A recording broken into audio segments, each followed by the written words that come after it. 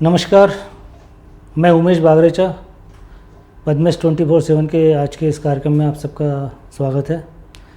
और आज हम पुनः चर्चा कर रहे हैं एक बार फिर से कोविड-19 कोरोना को लेकर। जो स्थितियां दिनों दिन बिगड़ रही है और लगातार कोरोना के मरीज़ बढ़ रहे हैं और मौतें भी बढ़ रही है। और प्रायः हम देखते हैं कि कोरोना जिस परिवार में हो जाता है तो उनके द्वारा भी लापरवाही होती है, देरी होती है। और कई बार ये भी देखा गया है कि उनको सही अस्पताल नहीं मिलने से, सही जगह नहीं मिलने से भी विपरीत स्थिति में इलाज होता है तो उसका भी नुकसान होता है। और क्या क्या सुविधाएं बालाघाट ज़िले में है कोरोना को लेकर और क्या होना चाहिए, इन सब मुद्दों पर हम चर्चा करेंगे आज। और मेरे साथ आज इस विषय में चर्चा के लिए वरिष्ठ पत्रकार दैनिक भास्कर के ब्यूरो चीफ सोहन वैद्य जी, जो समाज सेवी भी हैं और कोरोना के बारे में वर्तमान में मैं देख रहा हूँ कि अच्छी जानकारी ये रखते हैं। और इनसे भी हम इस विषय में काफ़ी कुछ मार्गदर्शन ले सकेंगे। जो कोविड की स्थिति अभी चल रही है बालाघाट ज़िले में और लगातार मरीज़ बढ़ रहे हैं और हम देख रहे हैं कि जो हमारे जान पहचान वाले ही हैं, लगातार रोज़ सुनने में आ रहा है कि अमुक व्यक्ति का निधन हो गया, अमुक व्यक्ति का निधन हो गया। जो हमारे नॉलेज में है, हमारे जो नॉलेज में नहीं है वैसे तो कई मौतें अपने ज़िले में हो रही है जो सरकारी रिकॉर्ड में भी नहीं आ रही है। और सरकारी रिकॉर्ड में जो आज भी जो 11 का आंकड़ा चल रहा है, मेरे ख्याल से 10-11 का आंकड़ा पिछले 2 महीने से चल रहा है, वो आंकड़ा बढ़ ही नहीं रहा है। जबकि हम खुद देख रहे हैं कि बालाघाट में मतलब मेरा तो मानना है कि ज़िले में सैकड़ा क्या उससे भी कई अधिक मौतें हो चुकी है। और इन मौतों का कारण क्या, हम इन मौतों को रोक सकते थे क्या? कुछ मौतों को हम रोक भी सकते थे यदि बेहतर कुछ व्यवस्था होती और परिवार भी जागृत होता। क्या कहते हैं आप इस में?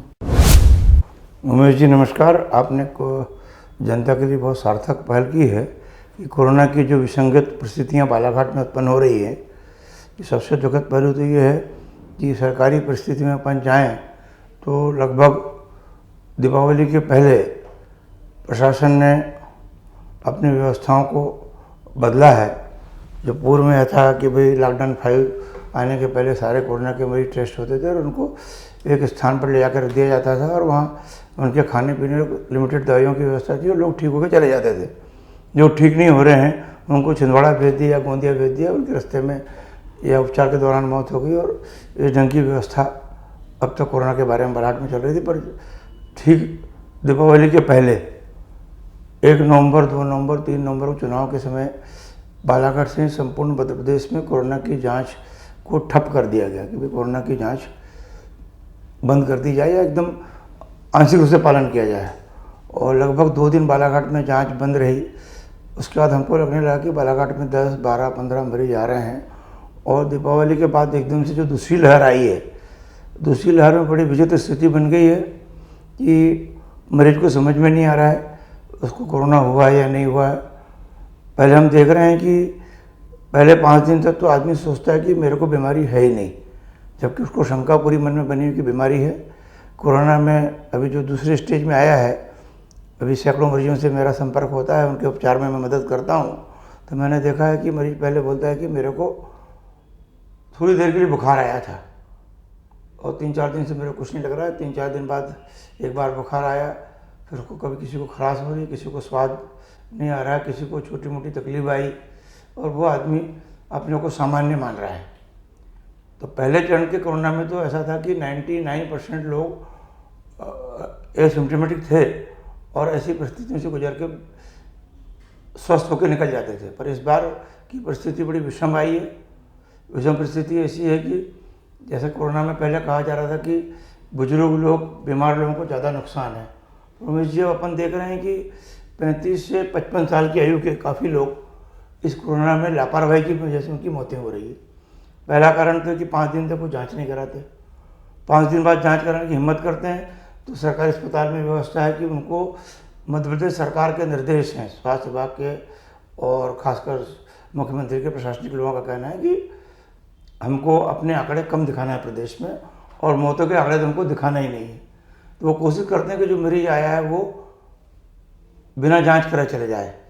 तो मरीज के पहुंचते से उनको बोला जाता है कि भाई आज हमारा कोटा फुल हो गया है, आज हम सीरियस मरीज को देख रहे हैं, अभी 6 बज गया, और ऐसे मरीजों को बोलते हैं सेकेंड डे आना। इस तरह से जिन मरीजों को टाल दिया जाता है वो भी सोचता है कि चलो आज मेरे को तो अच्छा लग रहा है, शायद कल मेरे को तकलीफ नहीं हो और मैं बच जाऊँ।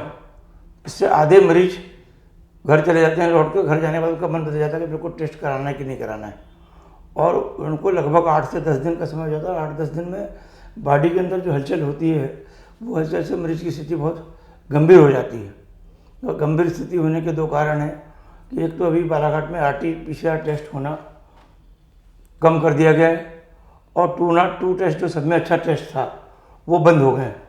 मशीन जरूर आई, पैसा लगाया, और उसके बाद कुछ दिन तक उसने उसके स्ट्रिप आई और जांच की किट नहीं आने का उस टेस्ट को इन्होंने बंद कर दिया। सब में परफेक्ट था, और सेम डे 16 मरीजों की जांच बालाघाट में हो जाती जो ज़्यादा गंभीर थे, तो उन्होंने यहाँ उसको बंद कर दिया। RT-PCR की व्यवस्था है कि छिंदवाड़ा जा रहे हैं सैंपल, और 1 हफ्ते तक के लगभग उनकी रिपोर्ट। ये बोलते हैं हम 3rd डे दे रहे हैं, तो 50% लोगों की रिपोर्ट तीसरे दिन जरूर आ जाती है, पर तीसरे दिन तक इनका जो DRCC सेंटर है वो अपलोड नहीं कर पाता। वो 14 दिन सुबह अपलोड करेगा, और 14 दिन अपलोड करने के बाद में PRO को देगा, और 14 दिन शाम को PRO न्यूज़ जारी करेगा, 5वें दिन अखबार में छपेगा, और मरीज को भी 14 दिन शाम को बताया जाता है। पर कई लोगों की रिपोर्ट 5 और 6 दिन, नहीं, मेरी तो रिपोर्ट 7 दिन में आई थी। कई लोगों की रिपोर्ट 5-6 दिन और 7 दिन तक भी नहीं आती, जो रिपोर्ट रुक गई या ख़राब हो गई या दोबारा रिपीट करना है। और सब में बड़ी दुखद स्थिति जी, पहले की नेगेटिव मरीजों को रिपोर्ट दी ही नहीं जाती थी। तो कोई आदमी को कोरोना होने का डर हुआ, वो जांच कराया तो 10 दिन वो अपने परिवार, घर, कारोबार से दूर रहता था। हालांकि अब ऐसा कोई नए निर्देश आए हैं कि जिसमें कोरोना के नेगेटिव रिपोर्ट भी दिए जाने का प्रावधान है। अब दी जा रही है कि नहीं जा रही है तो अभी स्पष्ट नहीं हो पाया है, पर बालाघाट जिले में टेस्ट बहुत कम हो रहे हैं। कुल 300 टेस्ट संपूर्ण जिले में लगभग हो रहे हैं। ये भी देख रहे हैं कि RT-PCR के जो टेस्ट है वो या तो किसी मतलब जिला चिकित्सालय का कोई जान पहचान का हो, या कोई अप्रोच वाला व्यक्ति हो, या सक्षम व्यक्ति हो, उसी की RT-PCR की जांच होती है। आम आदमी की RT-PCR जांच करने में चिकित्सालय में इनकार किया जाता है। बिल्कुल आप ठीक बोल रहे हैं। जितने फीवर क्लिनिक बने हैं, सिर्फ जिला मुख्यालय में अकेला फीवर क्लिनिक है जहाँ पर RT-PCR की जाँच होती है।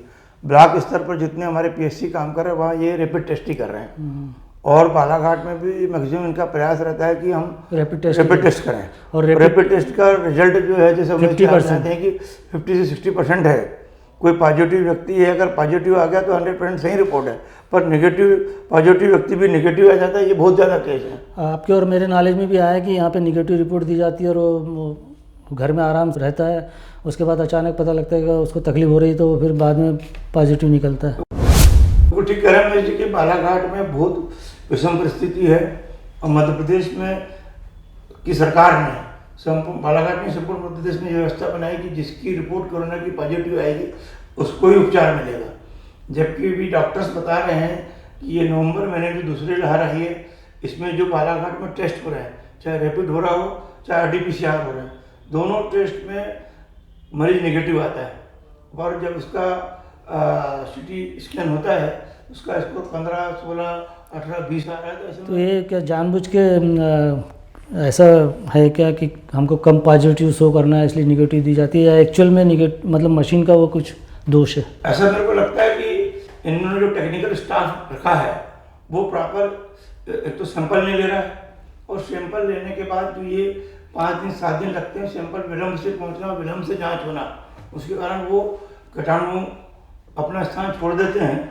इस कारण रिपोर्ट नेगेटिव आ रही है। नहीं तो RT-PCR का देश भर में ऐसा रिकॉर्ड नहीं है कि उसकी रिपोर्ट गलत मानी जाए। 95% रिपोर्ट सही आती है, पर बालाघाट में तो 50% केस ऐसे आ रहे हैं कि RT-PCR नेगेटिव है और मरीज पॉजिटिव है, उसका कोई उपचार नहीं होता। अच्छा, हम देखते हैं कि अन्य ज़िलों में पैथोलॉजी लेबों को ये जांच का मौका दिया जाता है, होती है, बालाघाट ज़िले में नहीं होती। अन्य ज़िलों में निजी चिकित्सालयों में बेड की व्यवस्था होती है कोरोना मरीजों के लिए, हमारे यहाँ व्यवस्था नहीं है। उसके कारण से हमारे यहाँ के मरीज जो प्रभावित रहते हैं वो गोंदिया में टेस्ट कराते हैं, क्योंकि बालाघाट में टेस्ट प्रॉपर हो नहीं रहे, तो टेस्टिंग भी गोंदिया जा रही है, नागपुर जा रही है। इसके अलावा जो मरीज़ भी है जिनको बीमारी है वो भर्ती होने के लिए भी गोंदिया जा रहे हैं, नागपुर जा रहे हैं, हैदराबाद जा रहे हैं। तो ये भी हमारे यहाँ की एक कमी है। इसके लिए कौन जिम्मेदार है? क्या प्रशासन जिम्मेदार है, जनप्रतिनिधि जिम्मेदार है, या दोनों जिम्मेदार हैं, या हम आम जनता जिम्मेदार है कि वो इस माहौल में यहाँ पे बालाघाट में है? उमेश जी, मेरे को तो लगता है कि जनता की मजबूरी है। सरकारी व्यवस्थाओं को देख के जनता सोचती है कि अगर हम सरकारी व्यवस्था में गए तो हमारी जान बचेगी नहीं। तो दूसरा, जो बीच में लॉकडाउन चल रहा था कि लोगों को लगेगा हमारा घर सील हो जाएगा, हमारे नौकर चाकर काम के लिए नहीं आएंगे, हमारा व्यापार बन जाए, तो इसमें पब्लिक भी अनदेखी कर रही है, जिसके चलते जितने भी 3000 टेस्ट बालाघाट में लोग बोल रहे हैं कि हम लोगों ने किया है, बालाघाट पॉजिटिव आए 3000। मेरा मानना है कि 3000 नहीं, ये कम से कम 8000 आए हैं। जितने गवर्नमेंट रिकॉर्ड में हैं उससे देवड़े गोंदिया में लोगों ने रैपिड टेस्ट कराया है, RT-PCR कराया है, और गोंदिया और नागपुर की टीम बालाघाट में सतत संपर्क में है। मेरे भी संपर्क में कम से कम 700 से 800 मरीज आए हैं जिनका गोंदिया या नागपुर के माध्यम से कोरोना टेस्ट हुआ, पॉजिटिव पाया गया, उनका उपचार बाहर हुआ है। अब दिक्कत ये आ रही है कि बाहर उपचार कराने के पहले रैपिड टेस्ट में बड़ा नुकसान है कि रैपिड टेस्ट कोई इंगित नहीं करता कि कोरोना किस स्टेज का है। RT-PCR टेस्ट में ये स्पष्ट हो जाता है कि आपका स्कोर 24 के भीतर है तो आप बिल्कुल स्वस्थ और नॉन सिम्टोमेटिक है, और 24 के ऊपर स्कोर है तो आपकी जान खतरे में है। तो बालाघाट में कोई प्राइवेट लैब और गवर्नमेंट लैब में CT स्कैन की व्यवस्था तो प्राइवेट में है, पर बहुत महंगा रेट है, 5,500 रुपये ले रहे हैं, बाहर 2,500 रुपये है महाराष्ट्र में। और ब्लड के टेस्ट कोई भी लेबॉर्ट्री में बालाघाट में कोरोना से संबंधित होते नहीं हैं। नहीं, तो मेरा सवाल ये था कि निजी जो पैथोलॉजी लैब हैं और निजी चिकित्सालय हैं, यहाँ पर कोविड के मरीजों के लिए व्यवस्था क्यों नहीं बन पा रही है, इलाज की भी और जांच की भी? बालाघाट में अधिकांश डॉक्टरों ने निर्णय लिया कि हमको कोविड में काम नहीं करना है, कोविड का भय उनके मन में नहीं। तो इसमें शासन का कोई जोर नहीं है क्या कि प्राइवेट चिकित्सक अपनी मर्जी के अनुसार काम कर सकते हैं? इसको तो राष्ट्रीय आपदा माना गया, तो इसमें तो गवर्नमेंट की जो नीति है वो लागू होना चाहिए। गवर्नमेंट की नीति जब दूसरे जिलों में और राज्यों में है कि प्राइवेट को करना है, तो यहाँ क्यों नहीं वो लागू है? आप बिल्कुल ठीक बोल रहे हैं कि बालाघाट जिले में कई बार प्रयास किए गए, और प्रयास में जो सरकारी नियमों का पालन होना था, जो दबाव बनाना था CHMO को, वो दबाव बनने की स्थिति बालाघाट में नहीं है। अगर मैंने एक मामले में देखा था कि CT स्कैन की बातचीत आई, प्रशासन ने प्रयास किया और स्वास्थ्य विभाग ने कह दिया कि भाई इसमें तो पैसा उनको जो लेना चाहिए उनको पड़ाता नहीं है, जबकि स्वास्थ्य विभाग को इतना अधिकार है कि कोई भी नर्सिंग होम और क्लिनिक बिना उनके आशीर्वाद के या उनके निर्देश के या उनके आदेश के नहीं चलाए जा सकते। इतनी छोटी छोटी कमियां भी रहती जिसको वो चाहे तो तत्काल बंद। गवर्नमेंट तो ऑक्यूपाई करती है ना। और ये भी बात आई थी कि गवर्नमेंट सारे अस्पताल को अधिग्रहित कर सकती थी, ये स्पष्ट निर्देश थे। दूसरी जगह किया, यहाँ क्यों नहीं किया? पर बालाघाट में यहाँ पर कोई अस्पताल को न अधिग्रहित किया गया, न कोई डॉक्टरों ने प्रयास किया कि हमको इसमें सेवाएं देना है। नहीं तो इसमें दोष किसका है? सब में बड़ा दोष इसमें जनप्रतिनिधियों का बालाघाट में, कि चुने हुए जनप्रतिनिधियों ने अपनी कोई भूमिका यहाँ पर स्थापित नहीं की। सारा कोरोना का मामला स्वास्थ्य अमले और जिला प्रशासन पे छोड़ दिया इन्होंने कोई निगरानी नहीं की। और एक विधिवत तरीके से इसका प्रशासन नहीं, इसमें मध्य प्रदेश की सरकार भी शामिल है।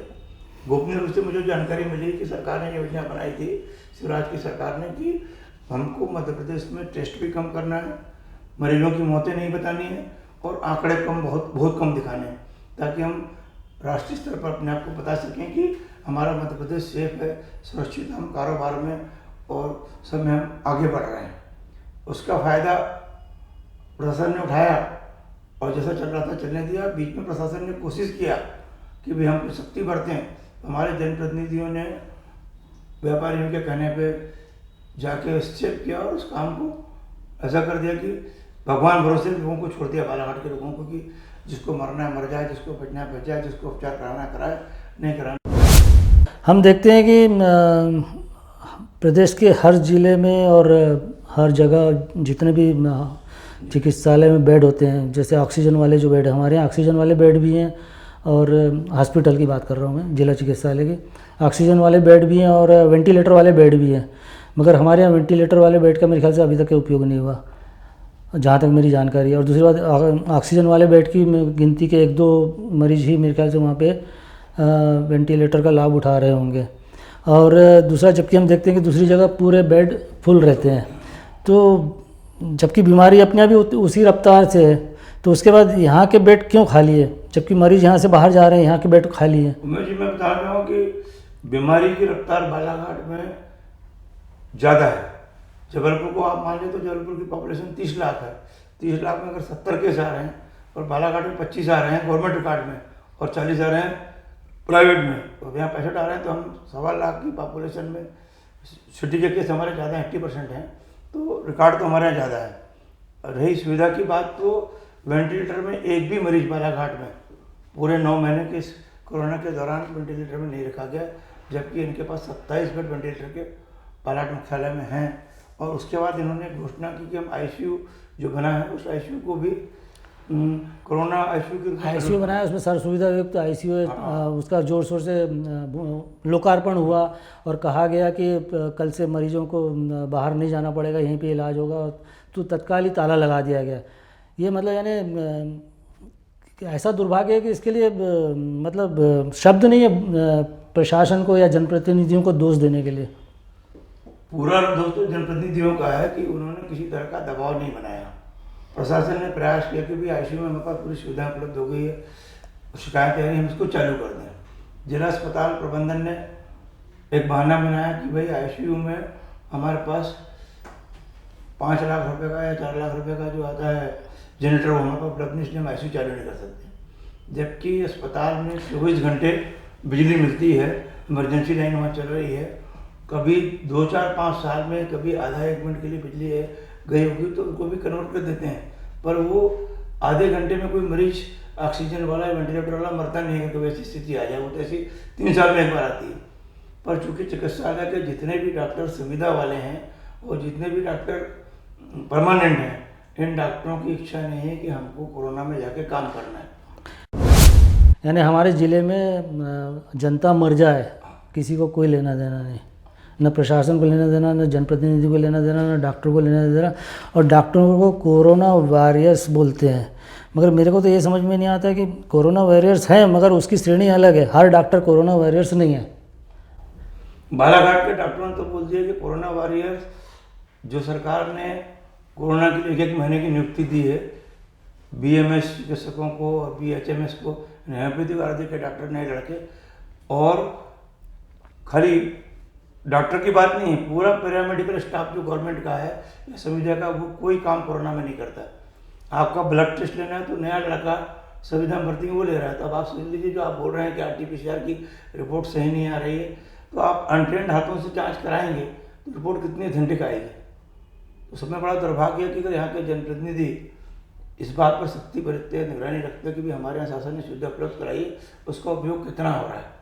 उनकी लापरवाही का खामियाजा है कि सरकारी चिकित्सक बेपरवाह होकर उन्होंने कोई उपचार करने के लिए उपचार को लागू करने का ध्यान नहीं। अच्छा, सबसे बड़ी बात तो ये है कि अपने इस ज़िले में सत्ता पक्ष तो समझो कुछ कर नहीं रहा है, मगर विरोध पक्ष होता है जो सरकार की जो नीतियां हैं, जो अव्यवस्थाएं हैं, उस पर आवाज़ उठाना विपक्ष का काम होता है। और हमारे बालाघाट ज़िले का ये दुर्भाग्य है, हमारे यहाँ विपक्ष बराबरी का है।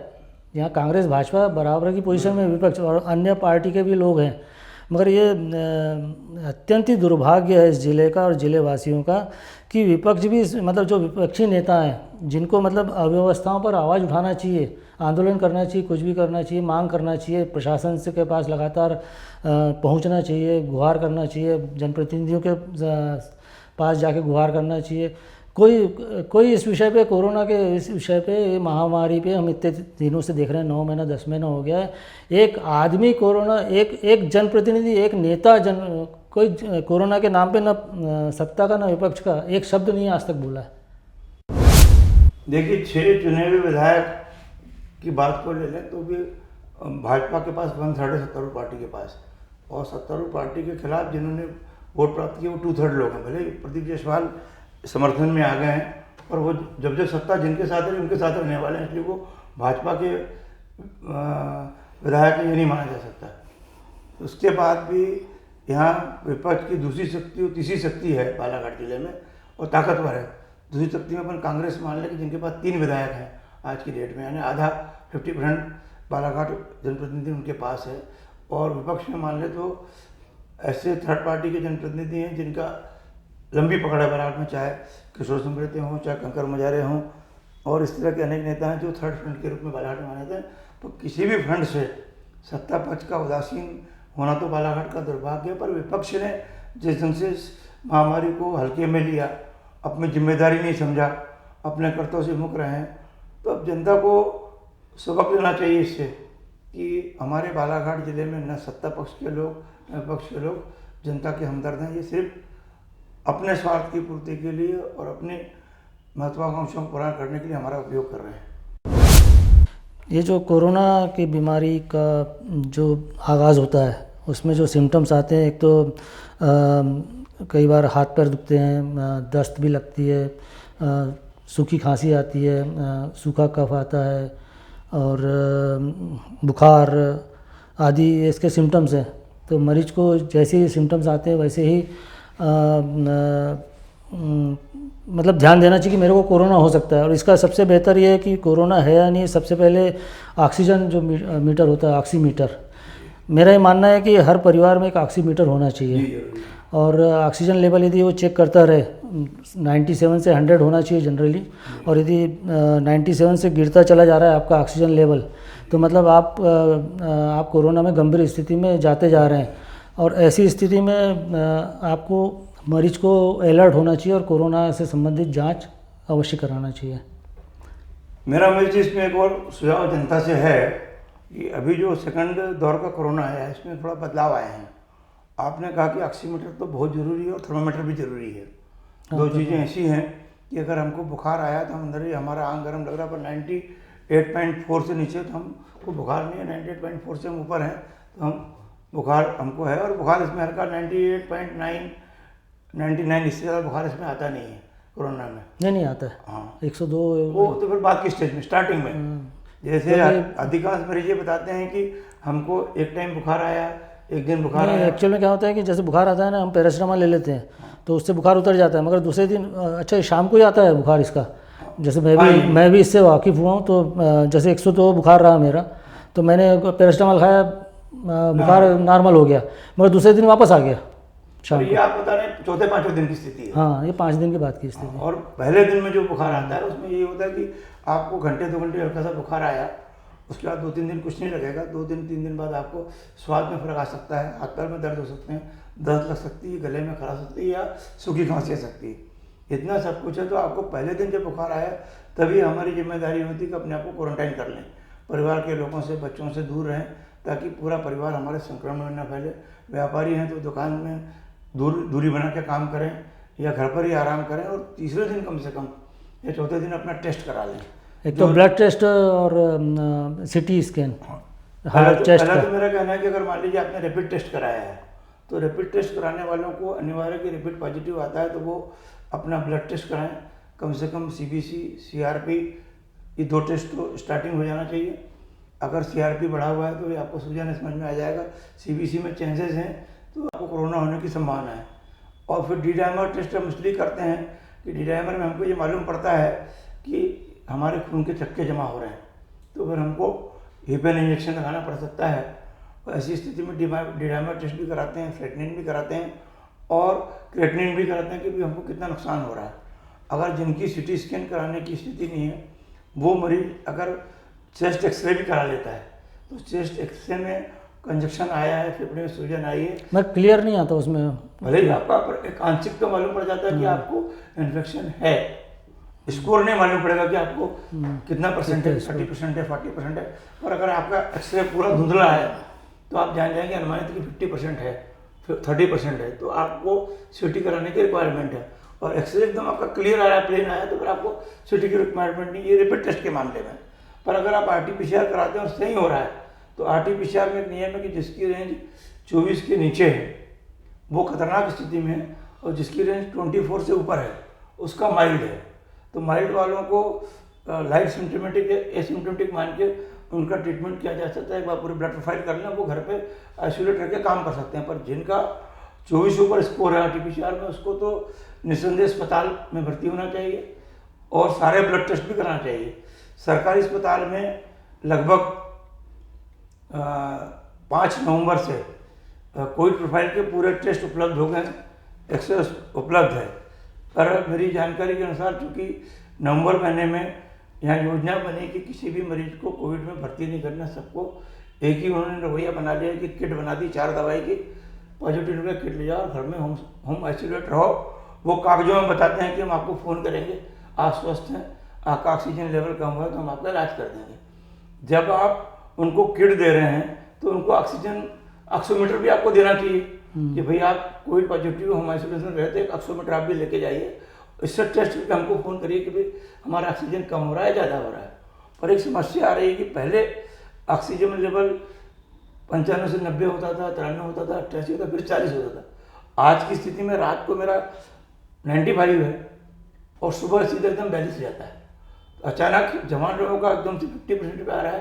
तो अभी ऑक्सीमीटर भी काम नहीं कर रहा। अभी CT स्कैन बहुत ज़रूरी हो गया आज की डेट में। जिनको रेट 24 से ऊपर का जिनका स्कोर है ऐसे मरीजों का, उनके लिए, या जिनको CPR बढ़ा हुआ है, जिनका फेफड़े में इन्फेक्शन ज़्यादा है, जिनका हार्ट में इन्फेक्शन ज़्यादा है, मान लीजिए D-dimer टेस्ट जरूरी, तो उनके लिए बहुत आवश्यक है।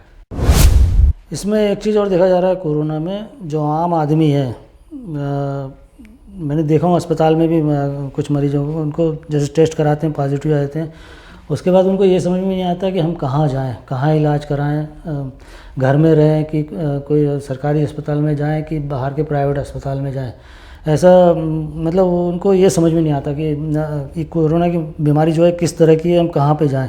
और दूसरा ये भी था कि जिनके पास एक संपर्क स्रोत है, मतलब कई सारे संपर्क हैं, तो उनको एक सलाह मिल जाती है कि आपका बेटर इलाज यहाँ होगा या वहाँ होगा। मगर जिनका कोई संपर्क ज़्यादा नहीं है और परिवार छोटा है और उनके कोई परिवार में ज़्यादा लोग नहीं हैं, उनके साथ तो बहुत ज़्यादा विकट स्थिति होती है। मैंने कुछ परिवारों को देखा हूँ कि जिनके यहाँ करने वाला कोई नहीं रहता, वो कहीं किसी भी हॉस्पिटल में जाकर एडमिट हो जाते हैं, फिर वहाँ पर इलाज नहीं होता, अंततः उनकी डेथ हो जाती है। जी मुझे आप बिल्कुल ठीक बोल रहे हैं। कोरोना के लिए मेरा सुझाव है कि प्रथम जो छोटे परिस्थिति के लोग हैं, जिनके पास कोई संसाधन नहीं है, उनके लिए सबसे बेहतर उपचार का साधन सरकारी अस्पताल है। इसमें एक प्रशासन भले ही कमेटी न बनाए, नहीं, मगर आप हाँ, उसके लिए मैं बता रहा हूँ आपको कि सरकारी अस्पताल में सुविधाएं हैं, पर उसका आपका कहना है कि उपयोग नहीं होता है। तो वो तो मरना ही है ना वहाँ जाके। हाँ, तो उपयोग करने के लिए अपन बात करें कि कैसे इसको अपन मैनेज कर सकते हैं कि सरकारी अस्पताल में रैपिड टेस्ट की सुविधा है, जिला मुख्यालय में कोविड के पूरे ब्लड टेस्ट होने की सुविधा है। सिर्फ एक टेस्ट IL-6 जो है वो रेयर होता है, उसकी ज़रूरत नहीं है, बाकी कंप्लीट टेस्ट आ जाते हैं। तो एक ऐसी कमेटी पूरे जिले स्तर पर जनप्रतिनिधियों को मिलकर बनाना चाहिए कि समाज के 4-6 लोगों की कमेटी बने जो मरीजों को गाइडेंस करे और वो निगरानी करे कि अस्पताल में इस मरीज का टेस्ट हो रहा है कि नहीं हो रहा है।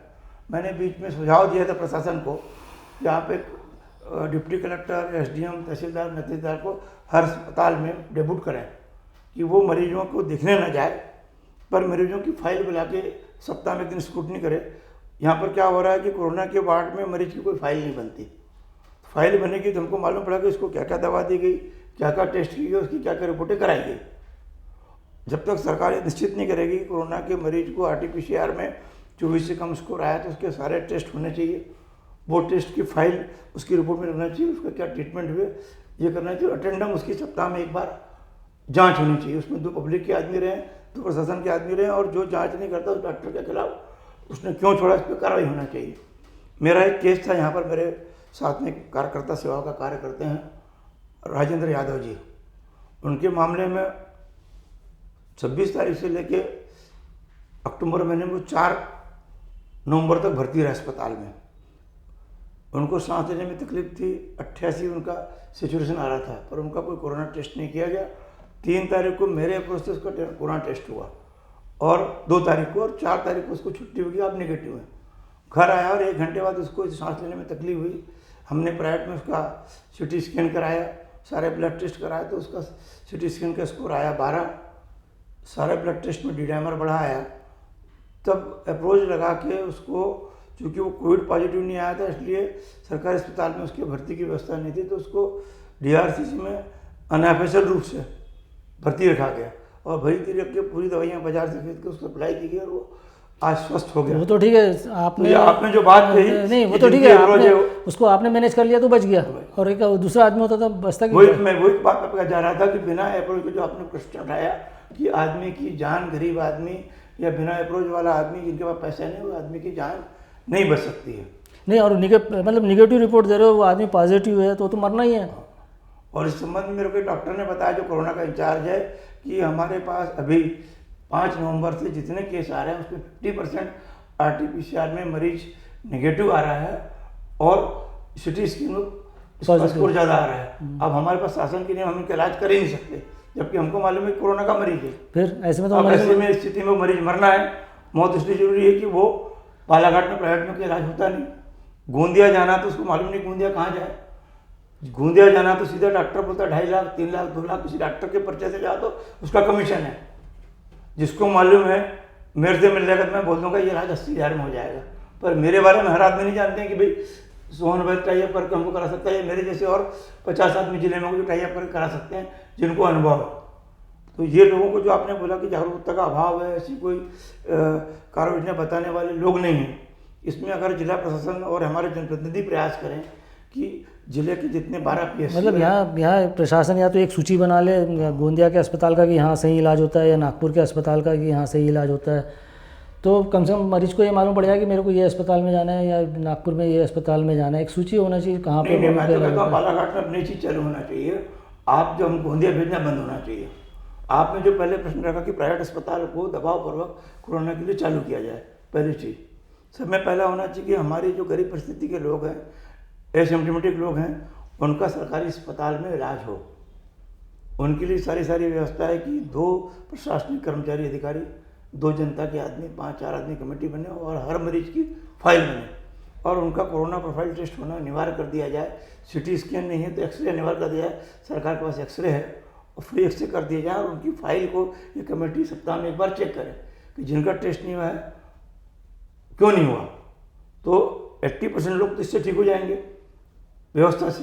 20% लोग जो सीरियस है उसमें आपकी बात काम में आती है कि उनको गोंदिया भेजने की व्यवस्था करें, तो गोंदिया का स्क्रूटनी किया जाए, रेट तय किया जाए कि और नहीं तो गोंदिया नहीं भेजना हो तो बालाघाट में 4-5 डॉक्टरों को दबावपूर्वक तैयार किया जाए कि भाई आप कोरोना पॉजिटिव रह चुके हो। यहाँ पर बहुत अधिकांश प्राइवेट डॉक्टर सब कोरोना पॉजिटिव हो गए हैं और निवृत्त हो गए हैं। उनको बुला के बताया जाए कि आप पॉजिटिव थे, अब आपको खतरा नहीं है और आप अपना कोरोना मरीज की ट्रीटमेंट चालू करें। अगर मान लीजिए यहाँ पर 14-15 नर्सिंग होम है, उसमें से आधे 7 नर्सिंग होम भी अगर चालू हो जाते हैं तो जो 20% में से 15% लोग बालाघाट में ठीक हो जाएंगे। जो 5% मरीज हाई रिस्क वाले हैं उनको हमको कहाँ भेजना है, उसमें टीम बन जाए कि भाई गोंदिया में ये रेट रहेगा, नागपुर में ये रेट रहेगा। अस्पताल से आप टाई अप कर लेंगे तो निस्संदेह मरीज को ठगना नहीं पड़ेगा। अचानक रात को आपको सिचुएशन कम हुआ, सुबह भाग के जाना तो आपकी मजबूरी क्या, ना आप उससे रेट पूछ सकते, ना भाव पूछ सकते, और मरता क्या नहीं करता उसको जो पैसे मांगता है पैसे देने पड़ते हैं। आपने जो सुझाव दिया सुझाव पर अगर अमल होता है, मैं तो आपसे निवेदन करूंगा कि आपके चैनल के माध्यम से यहाँ के मंत्री और विधायक को बुलाएं और बुला के और जनता के 4-5 लोग रहें, उनसे चर्चा करके उनसे ये दबाव बनाया जाए कि भाई हमारे बालाघाट जिले के मरीजों की, युवाओं की जान खतरे में है। आप और मैं दोनों मिलकर देख रहे हैं कि मेरे दोनों के नॉलेज में 3 से 4 युवा मरीज बालाघाट में डेली मौत हो रही पिछले 10 दिन से, और ये आंकड़ा आप भी जान रहे हैं कि 10 से ऊपर है पर डे का। यानी इस 10 दिन में 100 मौतें बालाघाट जिले में 35 साल से 55 साल के बीच के लोगों की हो चुकी है ना। कई लोगों का तो ऐसा है कि मतलब रिकॉर्ड में नहीं कि कोरोना, जबकि वो कोरोना मरीज थे, बता दिया गया कि हार्ट से अटैक से मरे या और की बीमारी से मरे, किंतु मरे एक्चुअल में कोरोना से ही है ना। कई बार ये होता है कि जैसे चूँकि बाहर जाते हैं, यहाँ बालाघाट में पता नहीं लगता कि कोरोना मरीज हैं करके, और बाद में कोरोना में ये होता है कि बाद में ब्लड का क्लॉटिंग होता है, जो थपके जमते हैं, उसके बाद फिर हार्ट अटैक से मरता है आदमी। तो ये आ जाता है कि वो तो अटैक से मरा, जबकि मरता कोरोना से। एक्चुअल में आप जो बोल रहे हैं बहुत सही बात है कि बालाघाट में कुल 3000 जाँचें अब तक सरकारी रिकॉर्ड में हुई हैं, 3000 पॉजिटिव पाए गए केस, जबकि पॉजिटिव केस बालाघाट जिले में 8000 से कम नहीं है। अब तक 8000 केस में से 5000 केस अन्य जगह पर जांच करा के आए, तो अन्य जगह पर जाने वाला मरीज या घर पे जो अन्य जगह जांच करा के आराम करता है, उस मरीज की कोरोना पॉजिटिव है कि नहीं इसका कोई रिकॉर्ड नहीं है। उसका फ़ायदा मरीज का परिवार मरीज उठाते हैं, और इवन बाहर के अस्पताल के डॉक्टर भी उठाते हैं। हम देख रहे हैं जितने मरीज बालाघाट से बाहर भर्ती हुए हैं, या तो उनको गोंदिया से नागपुर रेफर किया, रास्ते में मर गए तो उनका कोई रिकॉर्ड नहीं है, या बालाघाट में वो छिंदवाड़ा जाते हैं, छिंदवाड़ा गए थे मर गए तो कोई रिकॉर्ड नहीं है, उनका बराबर अंत्येष्टि हो रही है, उनके कार्यक्रम में शामिल हो रहे हैं, या बालाघाट में उनको सरकारी अस्पताल में या प्राइवेट में बता दिया कि आपको घर में ये इलाज लेना है, उसकी पर्ची देखो तो उसने कोरोना का इलाज कराया, वो पॉजिटिव था, पर डेथ हो गई तो उसको सामान्य डेथ मान के परिवार वालों ने बराबर अंत्येष्टि की, लोग शामिल हो रहे हैं इससे और कोरोना संक्रमण बढ़ रहा है और कम्युनिटी स्प्रेडिंग की बात आ रही है। इससे बचने के लिए स्ट्रिक्ट होना चाहिए कि भाई जिसके घर में कोरोना है वो कंटेनमेंट जोन एरिया वापस से बने, लोग मास्क लगाएं, जिसके यहाँ कोरोना की डेथ हुई है उसको पीपी किट पैक करके उसकी अंत्येष्टि में कोई ना जाए, और जैसा पहले व्यवस्था थी वैसी व्यवस्था लागू यहाँ हो जाती है। क्योंकि देखिए मध्य प्रदेश के बालाघाट को छोड़ के प्रदेश के अन्य जिलों में, अन्य राज्यों में जितनी भी मौतें हो रही है वो गवर्नमेंट व्यवस्था में कोरोना मरीजों की हो रही है, क्योंकि वहाँ सारी व्यवस्था एक नंबर पर चल रही है। चाहे प्राइवेट अस्पताल चूँकि अधिकृत हैं, बालाघाट में कोई भी प्राइवेट जांच अधिकृत नहीं अनाधिकृत है, सब में बड़ा फंडा तो बालाघाट में सिटी स्कैन से कोरोना डिटेक्ट हो रहा है। कम से कम अभी तक बालाघाट में 9 महीने में 5000 से अधिक सिटी स्कैन बालाघाट में हुए हैं, 5000 में 4000 लोग पॉजिटिव पाए गए।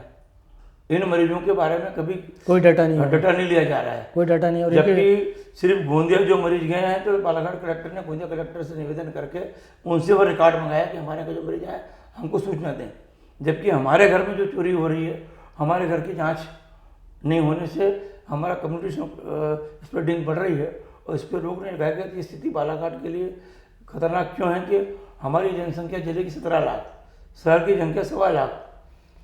बालाघाट शहर में 25 में से 22 मरीज 20 मरीज आ रहे हैं शहर के, और जबलपुर जिले की जनसंख्या है 60 लाख और एक जबलपुर शहर की 30 लाख।